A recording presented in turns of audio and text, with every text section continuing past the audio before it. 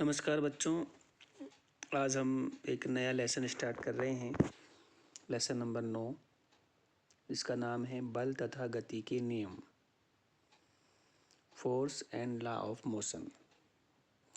इस लेसन में हम हमारे सिलेबस में जो इस साल टॉपिक है वो है बल, उसके प्रकार तथा बल का प्रभाव।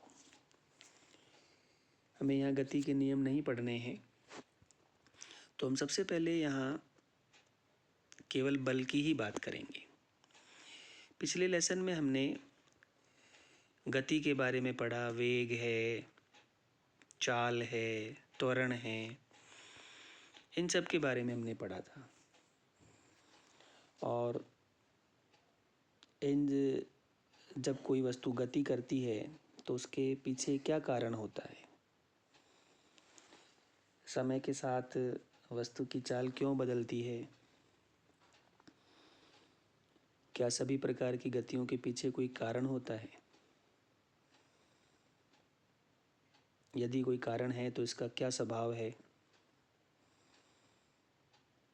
इसकी चर्चा यहाँ हम फोर्स अर्थात बल वाले टॉपिक के अंतर्गत करेंगे। हम अपने प्रतिदिन के जीवन में देखते हैं कि किसी स्थिर वस्तु को गति देने के लिए, कोई वस्तु रखी हुई है, विराम अवस्था में है, गति देने के लिए या गतिशील वस्तु को रोकने के लिए हमें कुछ प्रयास करना पड़ता है। अर्थात हम यूँ कह सकते हैं कि हमें शारीरिक प्रयास की अवस्था में लाने के लिए उसे यहाँ पर हमें पड़ता है, या उसे धकेलना पड़ता है, या उसे ठोकर लगाना पड़ता है। तो ये जो खींचने की, धकेलने की और जो ठोकर लगाने की जो क्रिया है, इसी क्रिया पर बल की अवधारणा आधारित है। वास्तव में बल को न तो किसी ने देखा है, न किसी ने चखा है, और न ही किसी ने महसूस किया है। हालांकि बल का प्रभाव हम प्राय देखते हैं, महसूस करते हैं। तो जब हम किसी वस्तु पर ये शारीरिक प्रयास करते हैं, जैसे आप देख रहे हैं कि एक व्यक्ति एक ब्लॉक को धकेल रहा है, अर्थात ये शारीरिक प्रयास कर रहा है,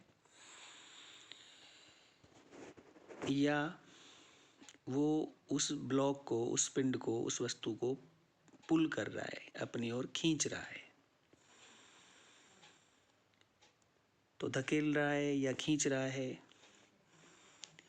तो इस क्रिया में वो अपने द्वारा बल अप्लाई कर रहा है, फोर्स अप्लाई कर रहा है।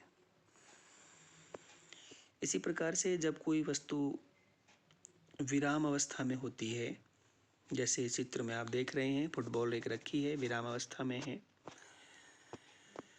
जब खिलाड़ी इस पर किक लगाता है, बल लगाता है, तो वह मोशन अर्थात गति की अवस्था में आ जाती है, अर्थात वह गतिमान हो जाती है, गति करने लगती है। यही गतिशील वस्तु, यही गतिशील फुटबॉल खिलाड़ी द्वारा पुनः रोके जाने पर विराम अवस्था में आ जाती है।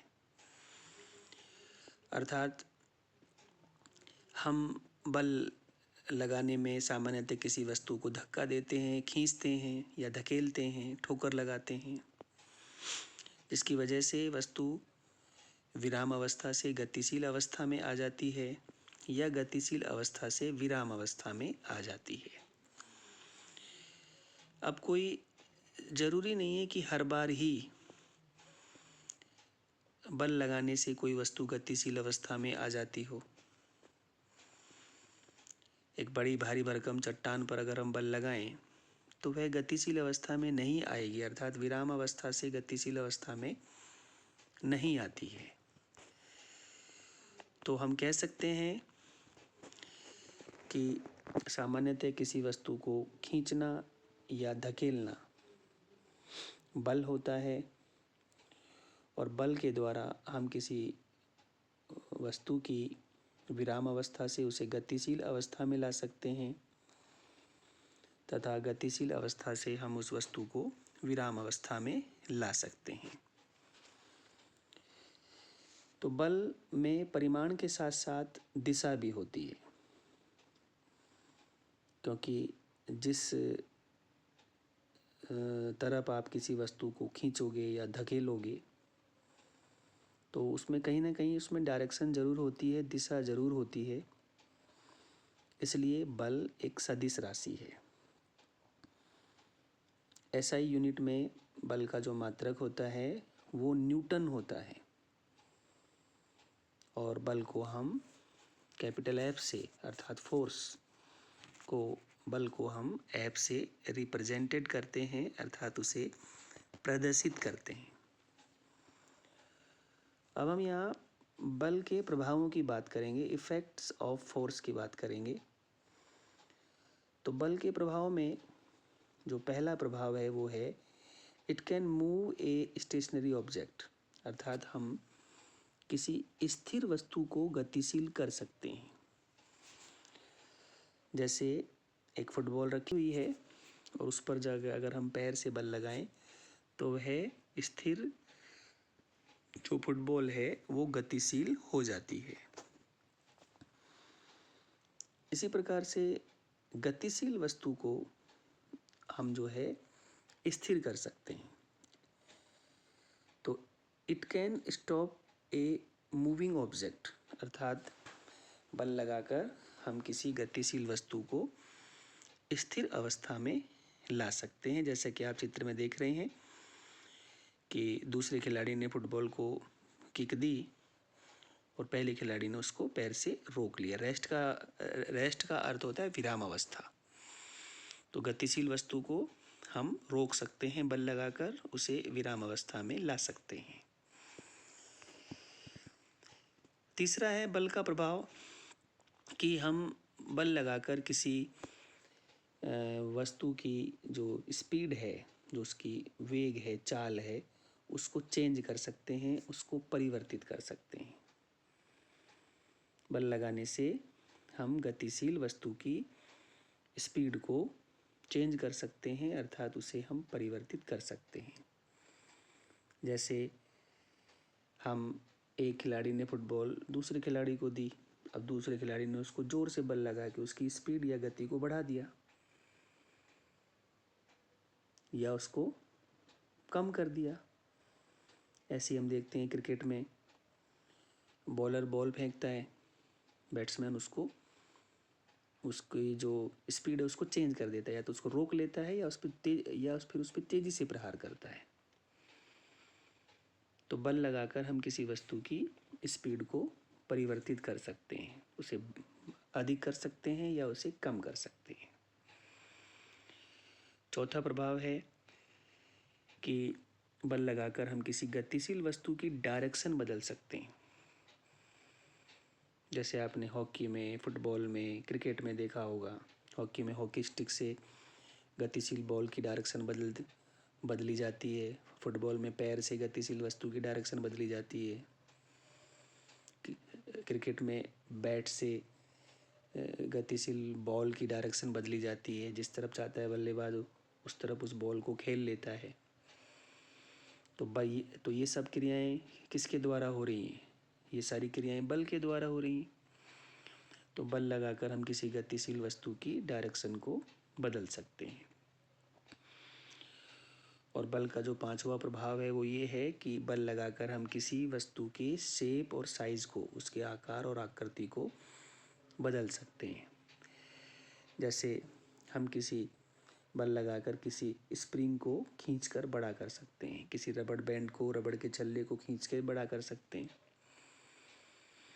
हवा भरे हुए बैलून को, गुब्बारे को दबा के उसे गोल गुब्बारे से उसे अंडाकार गुब्बारा बना सकते हैं। तो बल लगाकर हम किसी वस्तु की शेप को और उसकी साइज़ को चेंज कर सकते हैं, परिवर्तित कर सकते हैं। तो ये थे यहाँ पर बल के प्रभाव जो आपको ध्यान में रखने हैं। अब हम बात करते हैं बल के प्रकारों की, टाइप्स ऑफ फोर्स।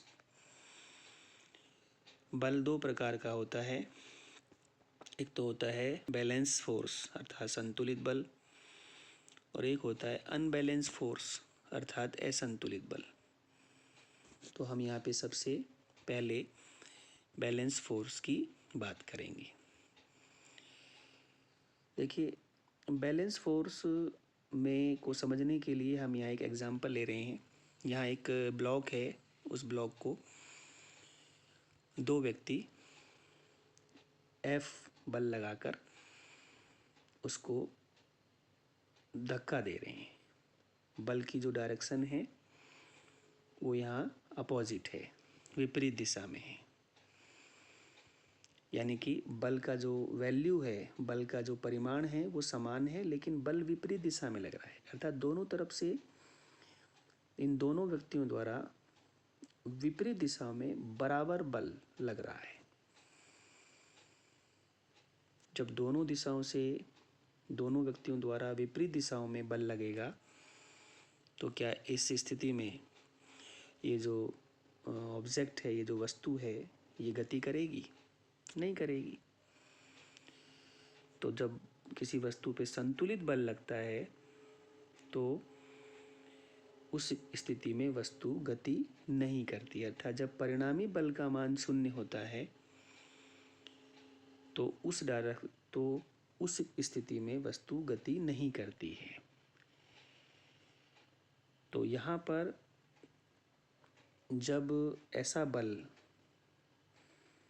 जिसमें कि जिसका परिणाम अर्थात मैग्नीट्यूड तो बस समान हो, लेकिन उसकी डायरेक्शन अपोजिट हो, अर्थात इक्वल मैग्नीट्यूड और अपोजिट डायरेक्शन में जब बल लगता है तो ऐसे बल को हम संतुलित बल कहते हैं। और इस प्रकार के बल में वस्तु गति नहीं करती है। अनबैलेंस फोर्स में क्या होता है? अनबैलेंस फोर्स को समझने के लिए हम यहाँ इस चित्र में देख सकते हैं कि अब एक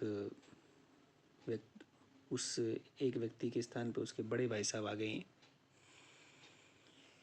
पहले वाले में हमने देखा दोनों बालक समान हैं, लेकिन यहाँ हम देख रहे हैं कि यहाँ अब बड़े भाई साहब आ गए हैं उसके, और वो ब्लॉक को अब F1 बल से और वो जो दूसरा बालक है वो F2 बल से ब्लॉक को विपरीत दिशाओं में, अपोजिट डायरेक्शन में धकेलते हैं।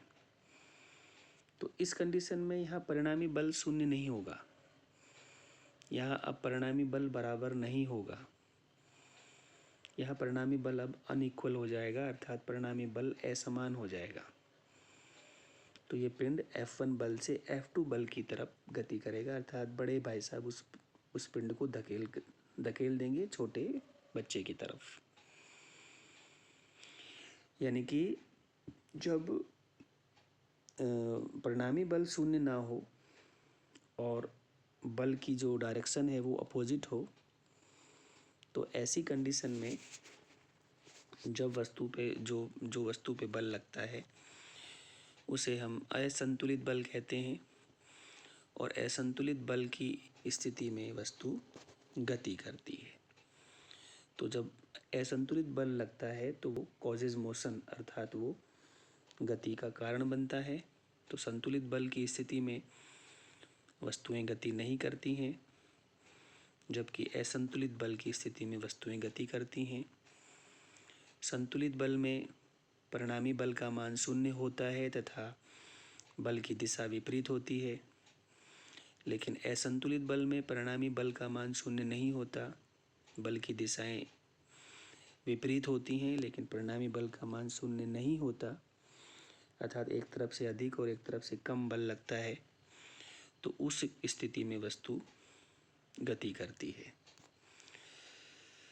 अब हम बात करते हैं फ्रिक्शनल फोर्स की, घर्षण बल की। एक बॉल, जब एक चित्र में आप देख रहे हैं एक बॉल गति कर रही है, मोशन कर रही है, लेकिन हम देखते हैं कि कुछ देर बाद वो बॉल रुक जाती है। बॉल क्यों रुक गई? क्योंकि गति के विपरीत दिशा में बॉल की सतह और फर्श की सतह के बीच में एक फोर्स यहाँ अप्लाई होता है, जिसे हम फ्रिक्शनल फोर्स या घर्षण बल कहते हैं। घर्षण बल हमेशा गति के विपरीत दिशा में उत्पन्न होता है, जिसकी वजह से बॉल धीरे धीरे रुक जाती है। Force between any two surface in contact, जब किन्हीं दो संपर्क सतहों के बीच में जो बल लगता है तो उसे हम घर्षण बल कहते हैं। हम देखते हैं कि किसी साइकिल को चलाते हैं तो हम एक पेडल दो पेडल लगाने के बाद अगर साइकिल को छोड़ दें, पेडल लगाना छोड़ दें, तो कुछ देर बाद साइकिल रुक जाएगी, क्योंकि साइकिल की गति के विपरीत दिशा में टायर की सतह और सड़क की सतह के बीच में विपरीत दिशा में, गति के विपरीत दिशा में एक बल लग रहा है, जिसे हम फ्रिक्शनल फोर्स या घर्षण बल कहते हैं। और इसी घर्षण बल के कारण साइकिल रुक जाती है। तो दो सतहों के बीच में लगने वाले इस बल को घर्षण बल कहते हैं। घर्षण बल जो होता है ये गति की विपरीत दिशा में वस्तु पर कार्य करता है। कौन सी स्थिति में वस्तु गति करेगी? कब वस्तु गति करती है? कंडीशन फॉर डिस्प्लेसमेंट, अर्थात कब वस्तु में विस्थापन होता है। When apply force is less than fractional force, जब लगने वाला बल घर्षण बल से कम होता है तो उस स्थिति में वस्तु गति नहीं करती। जब लगने वाला बल घर्षण बल के बराबर होता है तो भी इस स्थिति में वस्तु गति नहीं करती। लेकिन जब लगने वाला बल घर्षण बल से अधिक होता है तो फिर उस स्थिति में वस्तु गति करती है। अर्थात यहाँ असंतुलित बल उत्पन्न होते ही वस्तु गति करने लगती है। तो ये थे बल, उसके प्रकार और उसके प्रभाव और घर्षण बल के बारे में। तो ये लेसन यहीं समाप्त होता है। Thank you.